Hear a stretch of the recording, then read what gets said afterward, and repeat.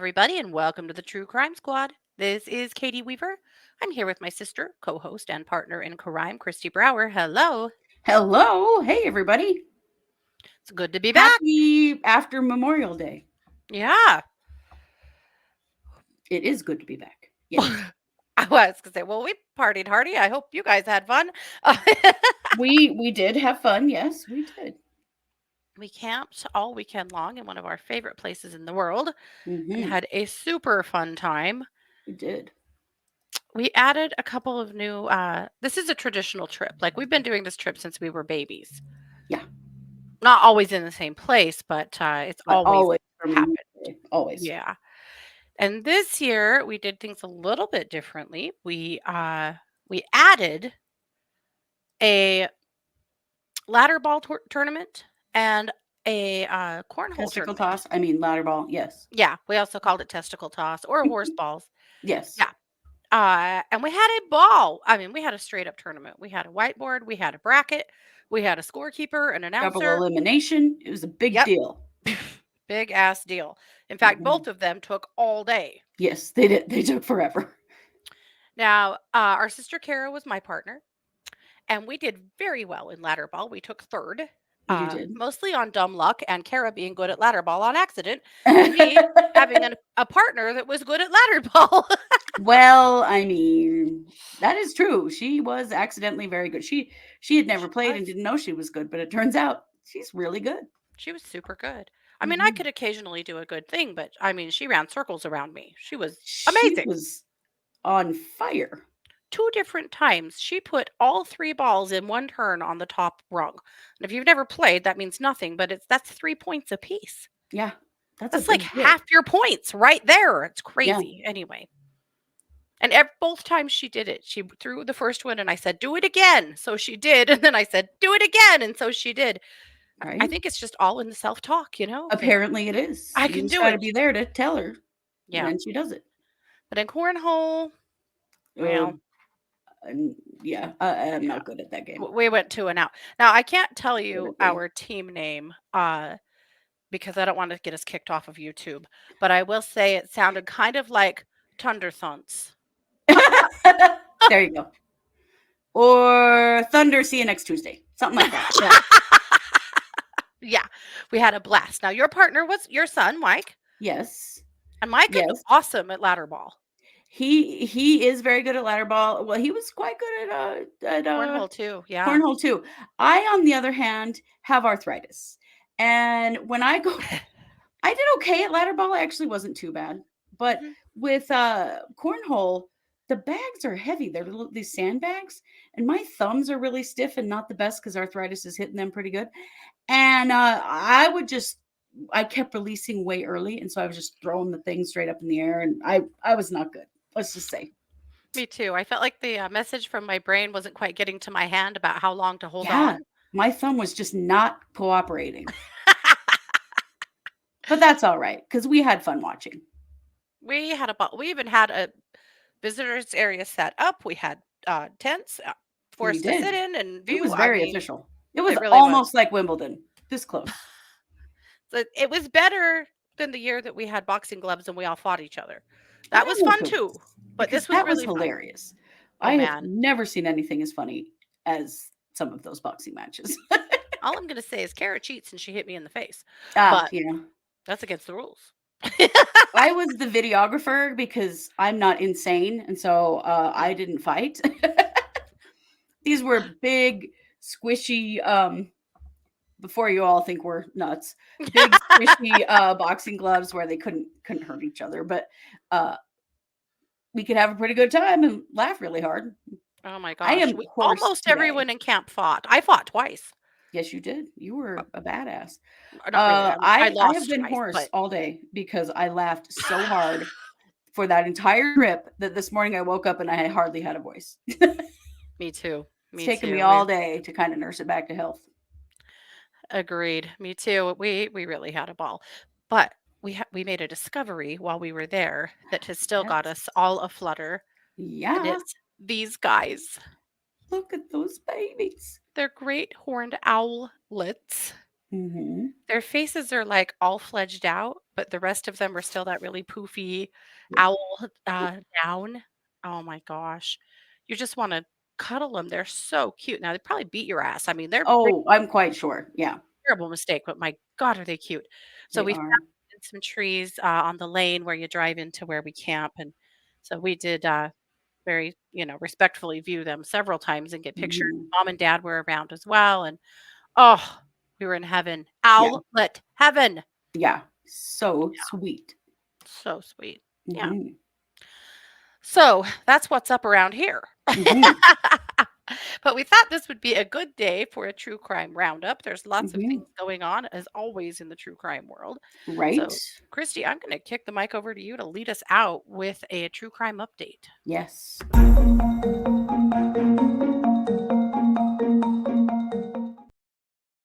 So those of you who have been following us for a while, you might not be able to even believe this because I can hardly believe it. Mhm. It's been a year since Dylan Rounds went missing. That is hard to believe. It really is. We have been covering this case from day one. Mhm. Is actually originally from our area. Mhm. And so I actually spoke to his mom right after he went missing. Yeah. We've been covering this from the very beginning because we just want, well, at this point, some justice for his family for sure. Yeah.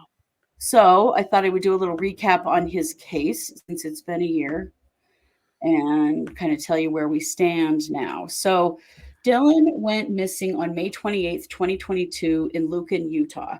So that's southern Utah, very near the Nevada border.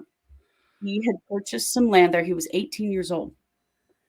Um, he had purchased some land there. It was not too far from where his grandparents lived, and he Mhm. was working on getting his farm going. That's all he Mhm. ever wanted was to be a farmer. Mhm. He was living in a camp trailer out there with a little bit of farm equipment, just getting started. Just trying to get something to happen, Yeah, which I still am in awe of Dylan I and know. He's a heck his of a kid. yeah, and just his desire to be self-sustaining and to be out there wanting to run his own farm and diving in at 18. He had purchased that land when he was like 16, I think. It was Yeah, something he wild. had. Like he has been on this from forever. He It has. was really something. And this land is sort of well known for being what some people say is maybe impossible to farm, but he was able to buy it fairly cheap. Yeah. But he was absolutely committed that he was going to make this work. Hmm. Well, he'd spoken to his grandmother on the phone, I think, and his mom, and a couple of days went by, and nobody had talked to him, and nobody had seen him, Hmm. and then it became obvious that he was missing. Yeah. Um, there were no answers at the beginning, and there were a lot of challenges with law enforcement and questions about Mm, the police out there not really taking this seriously that he was missing because he was young and maybe yeah, he just was off with a girl or something, and they didn't necessarily take it as seriously as his parents would have liked at the beginning. for sure. There has now been absolutely countless hours of searches, including still going on out there are canine searches with volunteer teams from Montana, Colorado, Eastern Idaho, and other states Hmm. who come out and meet his family out there and they go searching because this is like southern Utah, northern Nevada desert. Yeah. And it's mountains and there are a lot of crevasses and it's really, really rugged terrain.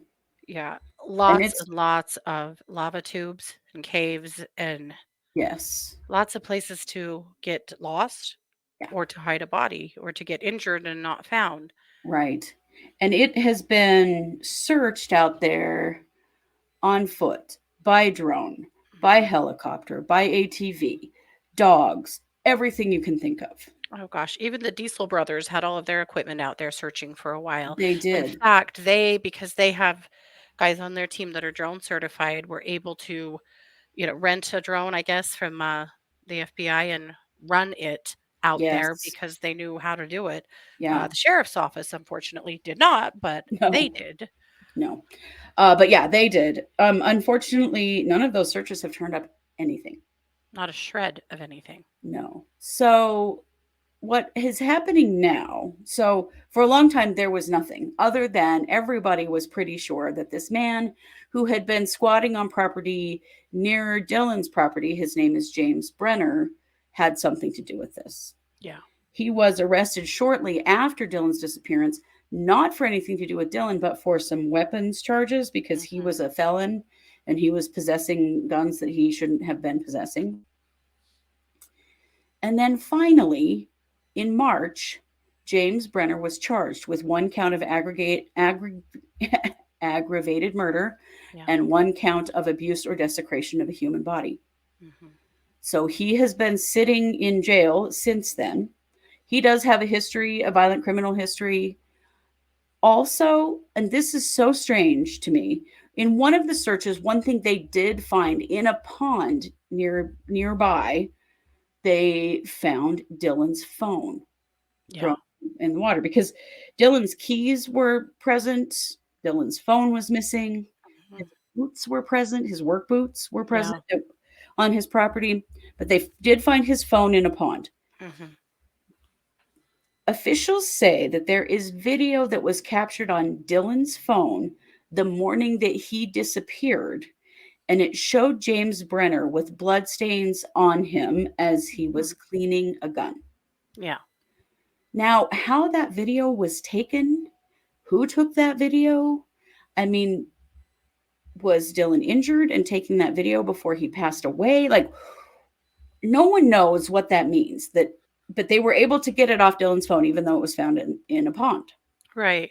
Which is, it is interesting because we know a kid who is one of Dylan's best friends who had Hmm. been Snapchatting with him that morning. Right. And they'd been snapping back and forth till I think around 8 a.m.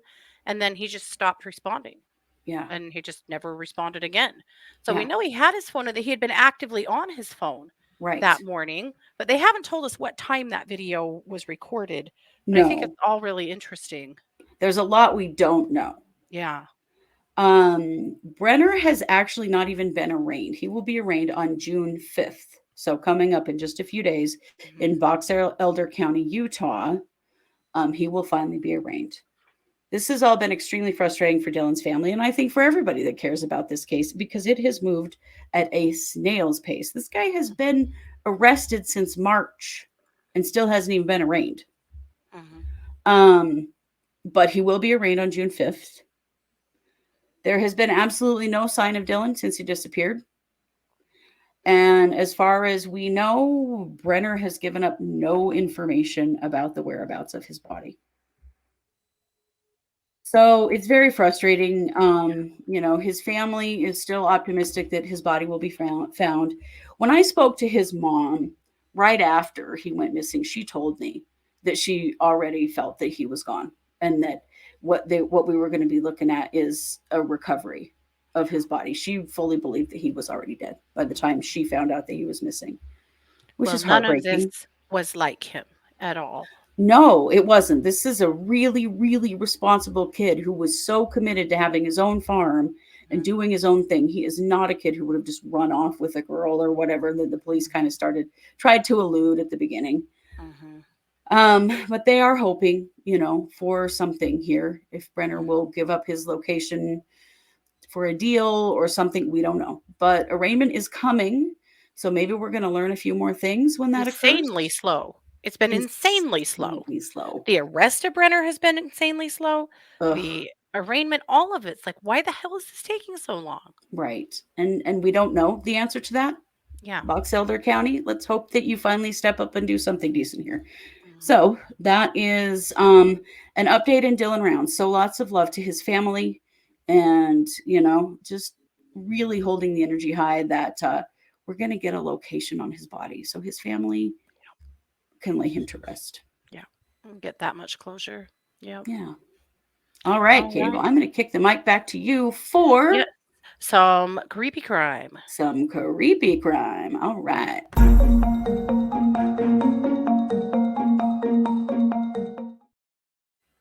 Well, wouldn't you know it, an evil nurse strikes again. Oh my God. How many more? I, a lot, I'm I guessing, I don't even actually. want to know the answers to that question. That's I terrifying. know. I also don't know why this picture is so pixelated, but here it is. Uh, my gosh. Yet again, we've seen this several times now. She was a former registered nurse named Heather Pressdee in Pennsylvania, Okay. and she's being accused of having given excessive amounts of insulin to patients, Oh God. two of which weren't even diabetic. Oh shit. You could. Ooh, did they die? Two of them died. Oh God. Two of them died. The third, other staff noticed there was something seriously wrong. They called the ambulance. They were able to save him. Uh, she has made some statements along the lines of, that she acted out of responding to a lack of quality of life. Uh, One patient was going through COVID protocol and she felt like he was better off dead, her words. As if it was your right to choose. Right. Holy hell. Which, so there's this part of me that's like, okay, is Heather like going all Dr. Kevorkian on us without consent, though? Or, like, is this truly, her rendition of a compassionate act? Not that it makes it right, but maybe it is. Okay. I'm reading the whole article. I read a couple and I'm like, maybe it is, right? I'm pulling for you, Heather, that you thought you were doing the right thing, even though it was clearly very much the wrong thing until this. Mm. Heather, since 2018, straight from the article, Pressdee has worked brief stints as a nurse at about 11 facilities, including Quality Life Services. Authorities claimed they identified Mm-mm. a pattern of Pressdee being disciplined for abusive behavior towards patients and or staff at each facility, resulting in her resigning or being terminated. So, nope, Boy, you're have we just a dick. Yep. seen this shit before. Well, and this Mhm. is what happens in the medical system because no hospital or clinic wants to be known for having a murderer nurse. Mhm. So they just send her on to another facility and they do not Mhm. report her to the police. No, because they don't want They don't all of want the their files to be reputation, dug through. Yep, they don't want their the liability. reputation. Yep. This There's is a a real problem terrifying there. problem. Yeah. It is. It really is. So, yes, so she's currently just being charged. The one guy, she gave him 100 units of slow acting insulin. Of Yeah. slow acting? So she Mhm. was trying to make sure she wasn't present at the time of death. Because Probably. that I mean, if you're not a diabetic, that will probably kill you. I Mhm. mean, I'm an insulin dependent diabetic. Yeah. I don't take anywhere near that much slow acting insulin though. Yeah. It would probably kill a non-diabetic, Mhm. but it would take a while because slow Mhm. acting, is the dose is meant to last for 24 hours. Right. And he's So actually the patient that lived, is he? because other staff coming on shift recognized that there was something wrong and called Yeah. the Oh, authorities. Yeah. wow. Because fast acting is going to kill somebody. Oh You my give somebody gosh. 100 units of fast acting and they're dead real Mhm. quick. Yep. But that's interesting that she would use slow acting, Mhm. trying to make it so that the person would die when she wasn't on shift, probably. Yeah. Yep. Wow. Yep. Really terrible. It really, again, I mean, this is just the first 3, but surely now they're taking a look at everywhere she has worked and if there have been, similar deaths, you know. Well, and We've with we've said 11 for a long jobs, time, of insulin course is there have been. certainly a way to kill people and Oh, maybe yeah. not get caught depending on what their, diagnosis is, you know? If they're a diabetic themselves, Mhm. that might not get caught, you know? Yeah, yeah. Oof. Yeah, so my god, another one. Scary. Jeez. Isn't that something? That is. Yeah. Yikes. Well, I'm gonna kick the mic back over to you for a racial injustice case. Yes.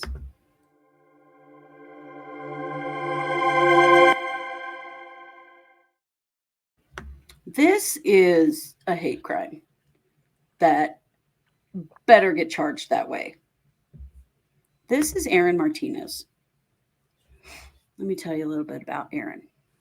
He is from Forney, Texas, and he was murdered just a few days ago. Hmm. while sitting in his pickup. So, Forney, Texas is in North Texas. He was a rancher. He was shot multiple times and killed while sitting in his pickup truck. Whoa. The man who killed him has been known to harass um, people in the community of Mexican descent, particularly. Real racist jackass. There have been run ins with this guy before, there have been problems with him before. His name is, hang on, I know it till I can't say it anymore. Trevor McEwen. So he was seen driving away from the scene of the shooting of Aaron Martinez and ended up in a SWAT standoff with the police because he refused. They the police approached him, stopped him, and then he refused to get out of his vehicle for a while. The standoff lasted a little less than an hour, but he was taken into custody alive, as white guys often are. His bail has been set at $2 million. And if you can believe it, his attorneys have the gall to complain that that is excessive. After he just fired into this guy's truck and killed him, a hate crime, Mm-hmm. racially motivated hate crime, Mm-hmm. and they're bitching because the bail is too high. It's They're unfair. being mean to him. And it's too much. And you know what the judge said to their request to reduce bail? The judge Good. said, no, we're not.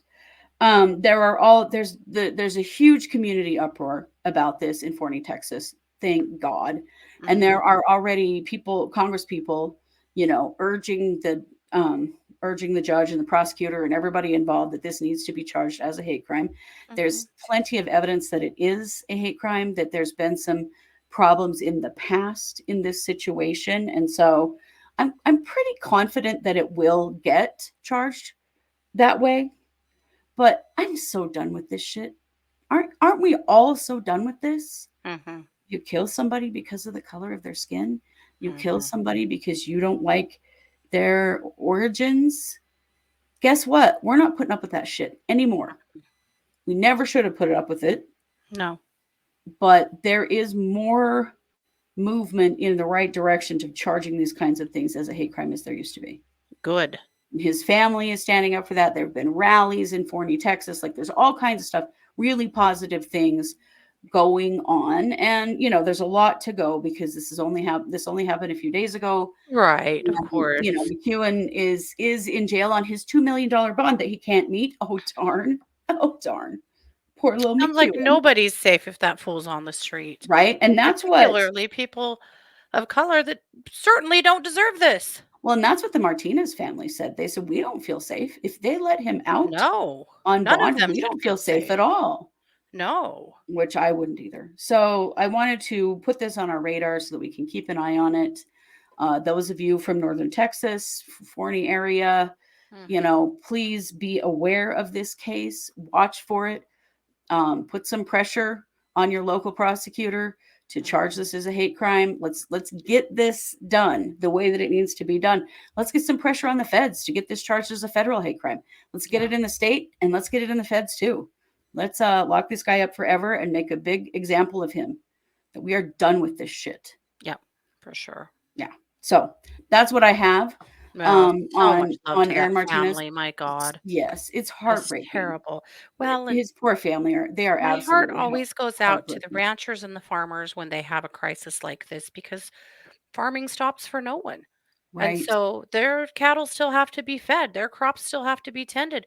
And it's Everything that he staying was doing, someone yeah, has to be doing. There's not a minute to stop, right. to There isn't. grieve or to deal with all of this legal shit or any of it. Right. And however, I know that in a lot of farming and ranching communities, and we've seen it around here in really powerful ways, Mhm. communities come together and they They help do. each other. I sure hope the community is stepping up and helping them to I'm sure they are. There is a lot of community support behind Martinez's family. good. There were And probably plenty of things on that ranch that only he knew how to do, you oh, know? probably. That's kinda how it goes. You kinda you know how to do this thing that maybe nobody Right. else knows, or, anyway, Mhm. I can't imagine trying to go through losing him, dealing with all of the legal stuff, the fact that he was murdered, all of those things, and also still have to tend to a ranch that probably has really high demands. Yeah, That's just so I'm sure that much. it does. I know it is. So definitely our love to the family and to the community. And we want to continue to lift up these kinds of cases so that you can be aware of Yeah. them. I know that we have quite a few Hmm. many listeners from the state of Texas because we hear from you all the time. Hmm. So if Yeah. you're from Forney or the Forney area, get involved. Be aware of this. Get involved Hmm. in the Oh, rallies. 20 bucks. Some of you are going to comment and say you have not heard of this case I will because bet. we see that out of Texas a lot. Right. Yeah. Texas be bonkers. We know that. But we need to stand up And against this also kind is of hate wonderful. I mean, crime. yeah, there's so many wonderful things and really Mhm. powerful things coming out of Texas. And then there's this kind of nonsense. Right. There are very good Uh, people in Texas. And then there yeah. is a huge mess in Texas. Hmm. So get involved in whatever way that you can. Absolutely. Hmm. All right. Well, I'm going to take it back for another true crime update. Okay.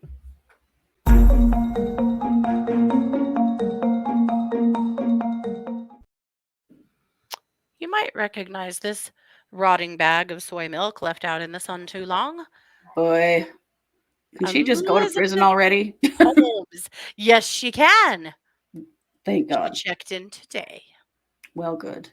Elizabeth Holmes. This was the CEO and founder of Theranos.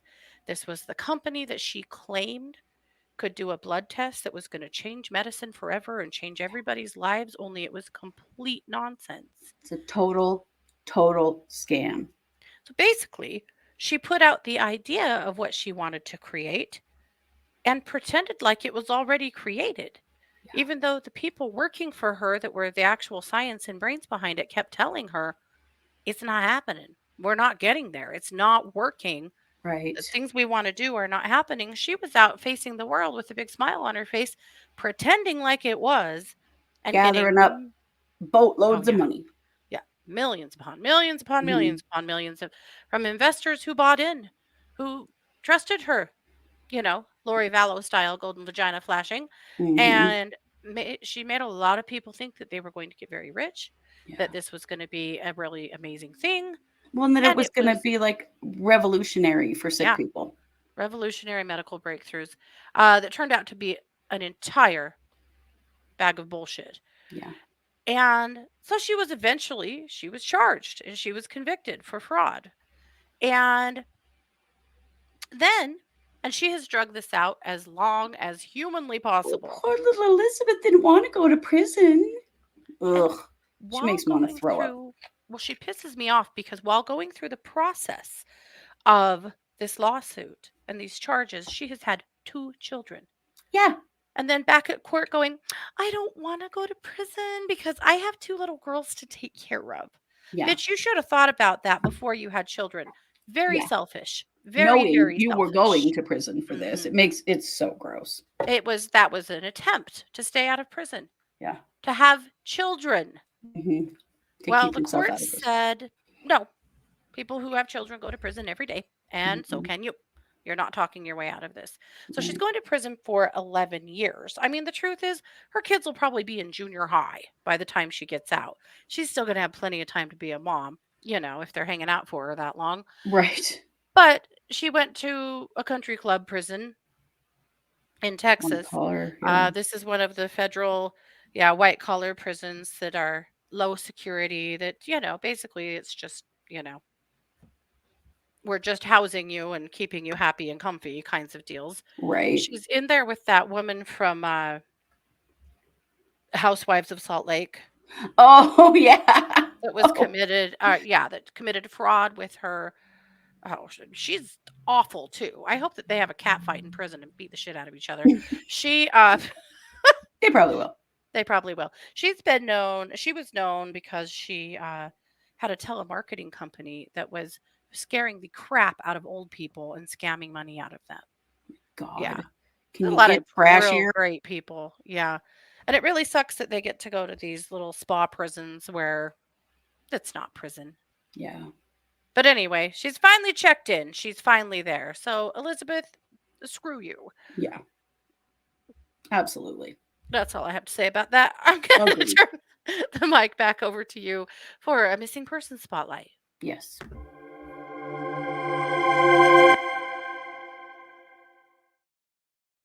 Let's talk about this guy.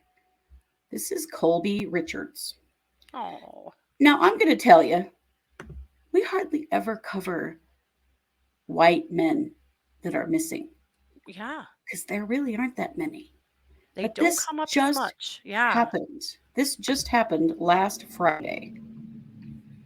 So he went missing last Friday, and I don't know, it's odd.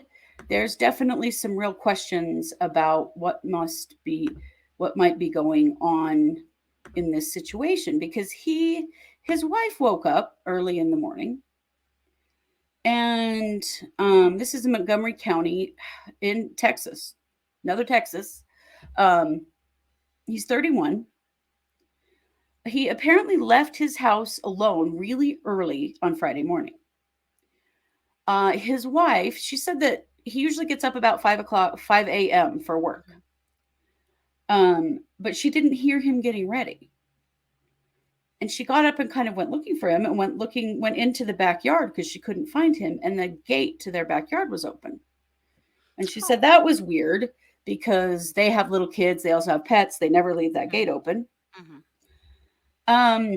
He does sometimes jog and he does sometimes go meditate and stuff like that, but usually not on work days. Sure. So she didn't I really mean, if he has to work understand. that early, probably not. Right. She believes he was wearing gray Under Armour sneakers, black shorts, and a t-shirt. He's about 6'3", weighs 195 pounds, and has short, dark blonde hair and blue eyes. So there are huge searches going on for this guy because he lives in an area called Woodlands, and it literally is on the edge of some woods. Okay. And his water bottle was found kind of at the entrance to the woods. Oh. But that's all they found of him.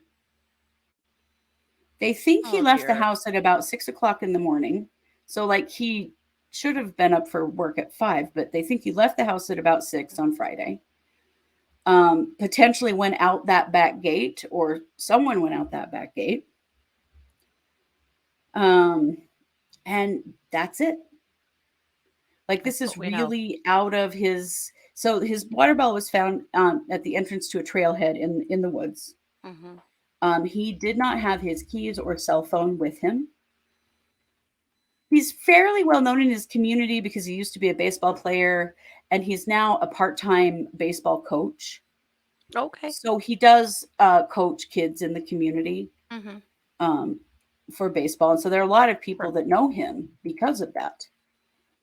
They've had searches on foot, bikes, ATVs, horses, and vehicles.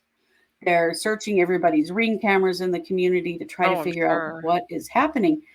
Ring But cameras are really emerging as a really interesting crime right? tool. I Yeah. know. Because if somebody walks by and sets off your camera, boom, there's some video. Yeah.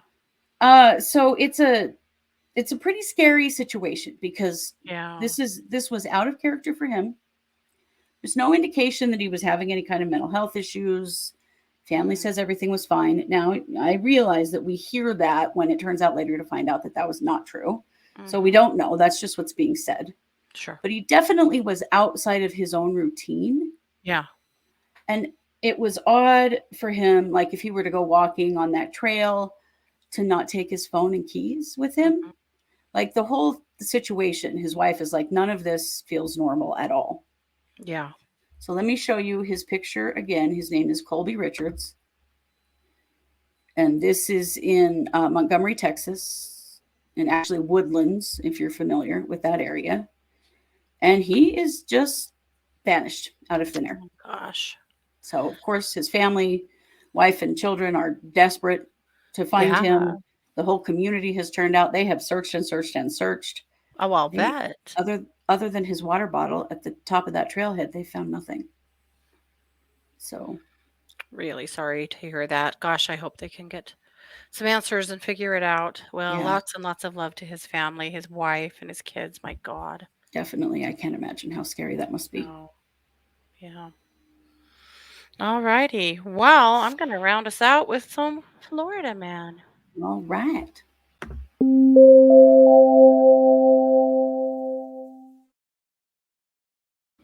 Now, there's perpetrators in this case, but I'm going to show you a picture of the real perpetrator that caused all of the problem. Oh goodness. Mm. Guy right here. What? Is this a Klan rally or is that a ghost? That's a ghost. Okay, just one. Yeah. Nope, nope. That is a ghost. And this ghost caused a lot of trouble. A lot. Dear. So this couple checked into a hotel. His name is Andrew George. He and his girlfriend in Daytona Beach checked into a hotel and were only in the hotel for a little while. Her name is Natasha Karoki. Her, no, Kachori. Mm. Uh, they checked into a travel inn. They were only there for about 30 minutes and they heard what they thought was someone trying to break in through the window. Ooh. And they were terrified.